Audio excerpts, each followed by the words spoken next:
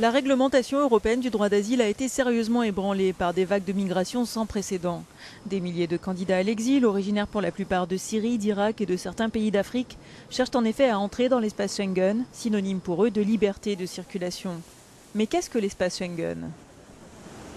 Le 14 juillet 1985, la Belgique, la France, l'Allemagne de l'Ouest, le Luxembourg et les Pays-Bas, 5 États membres de la Communauté économique européenne, la CEE, décident de créer un territoire sans frontières intérieures. Le premier accord est signé à bord du navire Princesse Marie-Astrid, ancré sur la Moselle, non loin de Schengen, une petite ville du Luxembourg. L'espace Schengen est un territoire dans lequel la libre circulation des personnes est garantie.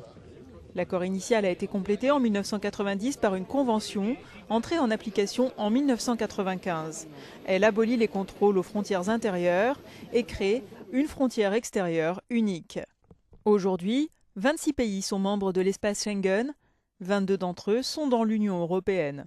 4 d'entre eux ne sont pas dans l'Union européenne, l'Islande, la Norvège, la Suisse et le Liechtenstein. 4 autres pays vont bientôt rejoindre l'espace Schengen, la Bulgarie, la Croatie, Chypre et la Roumanie. Enfin, l'Irlande et le Royaume-Uni restent en dehors de la zone frontière. L'espace Schengen garantit la libre circulation à plus de 400 millions de citoyens européens, ainsi qu'à de nombreux ressortissants de pays tiers, présents légalement sur le territoire européen. Mais les nationalistes à travers l'Europe dénoncent la facilité offerte par Schengen, qui a permis à de nombreux migrants de voyager du sud vers le nord de l'Europe. Pour assurer la sécurité dans la région, le Conseil de l'Europe a décidé en 2004 de créer l'agence européenne Frontex, dont la tâche est de surveiller les frontières.